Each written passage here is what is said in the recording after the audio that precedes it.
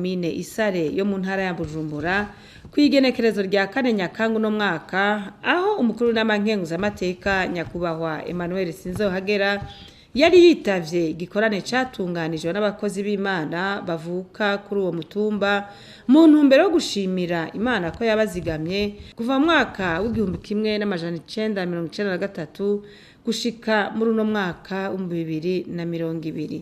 Mwijambo yashikirije abaraho nyakubahwa Sinzohagera yarakengurukiye Imana kugene yabazigamye kuva mu mwaka w'1993 gushika ubu aca arashimira kandi abafashije kugira ngo ico gikorane gitunganywe. Twarakiriye abatari bake kuno mutumba wa Nyambuye inyuma y'ivyabaye 1993.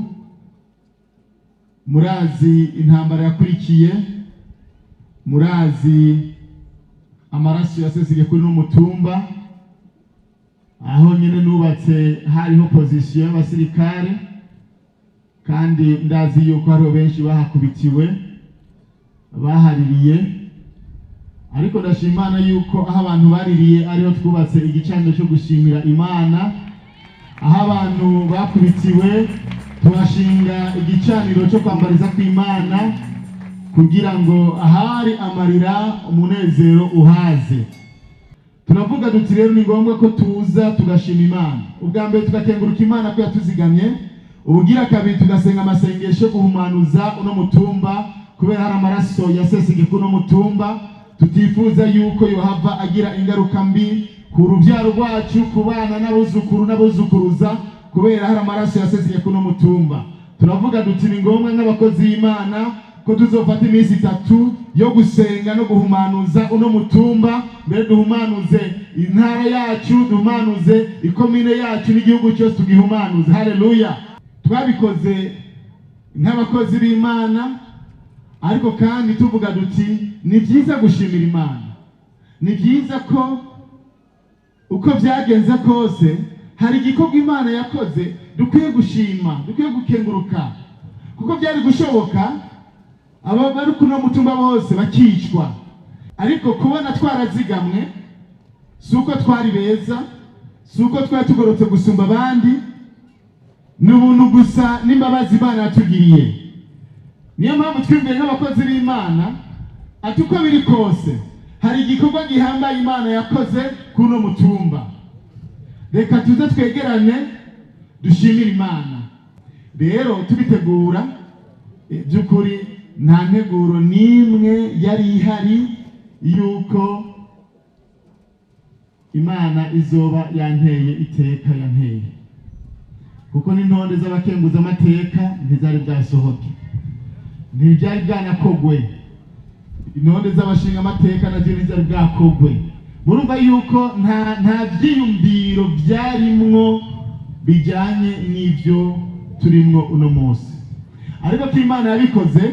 Ndabinginge munize amaboko yanyu, iyo Mana nanje ndayikengurukire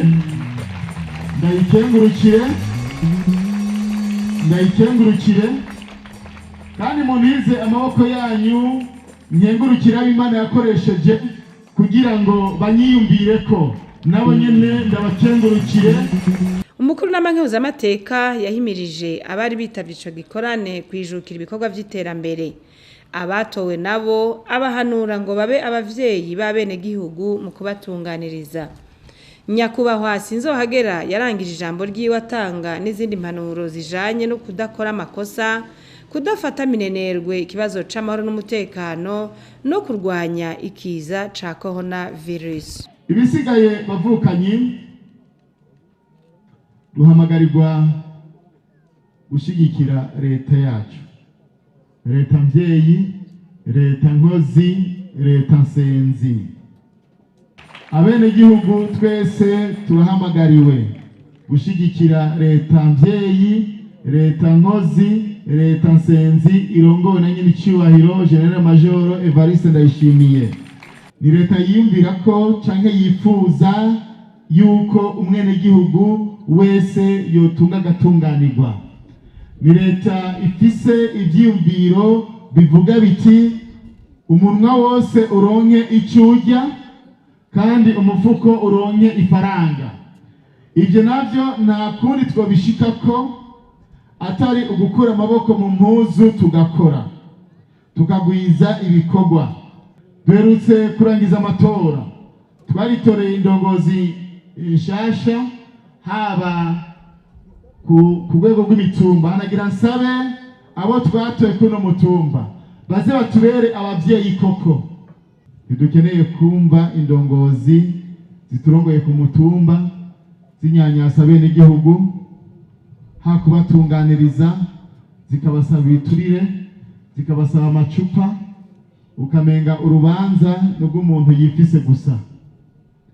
Murumviriza abene igihugu nibabitura. Ariko kandi bene igihugu ndabakebure, leta mvyeyi irahana. Kurya ata muvyeyi areka guhana umwana wiwe iyo yakoze amafuti, niko niyo leta mvyeyi nayo nyene ihana. Nimuzoce muvuga muti turi muri leta mvyeyi ati ntidukorako. Oya, oya, oya, oya, oya. Uzokora amafuti yitegurirwa nawe nyene kuzofungwa, bamukosore. Amarigara muyahagarike. Tuzosaba abaturongoye ku mutumba nimwabona imisoresore n'inkumi zitariko zirakora nk'uko biri mu mategeko y'igihugu, muzoce mubafata mugende hari haruguru isheshaka, mubahe igikonkwane barime hanyuma tubatera ibiti kugira dukingire ino misozi yacu. Ibyo udakeneye ko bagukoresha muri ubwo buryo uzogende gukora. Ariko ndazi yuko nibagufata ukagenda gukorera leta ugakora iminsi 3 uzocuhagarika amarigara. Dutegeza gukura amaboko mu mpuzu tugakora. Umutekano n'amahoro ni igikorwa ca misi yose. Ibyo ngazi ndabibigisha kubera ko murazi amakuba twaronse guhera 1993. Twarabonye amakuba hagije ku buryo tudakwiye kwemera na rimwe kuri uno mutumba, muri no zone ya Nyambuye, muri no komine ya Isare, yuko tureka abantu baza konona amahoro n'umutekano twaronse harinze gutangwa ibiguzi by'amaraso. Hariho abavyitangiye, hariho abapfuye kugira ngo Uburundi bushike aho bushitse uno munsi. Niyo mpamvu kuno mutumba, muri no zone, muri no komine, muri no ntara, mbese no mu gihugu cyose, abantu badakwiye gufata minenegwe amahoro n'umutekano twaronse muri kino gihugu. Amahoro abuze ibintu byose birahagarara. Niyo mpamvu dukwiye gukomeza izanyabune. Umutekano n'umwene gihugu wese, nta mwene gihugu n'umwe arekuriye kwigira sindabibazwa ku kibazo kijanye n'umutekano. Ico gikorane citabwe n'abanyacubahiro batandukanye, harimwo umutambukanyi wahora ari umukuru w'igihugu nyene icubahiro Denise Nkurunziza, abashinga amateka hamwe n'abakenguza amateka batowe mu ntara ya Bujumbura n'abandi. Mu gusozera, Nyakubahwa Sinzohagera yarashikirije ibitenge ababuze ababo mu ntambara yo mu 1993.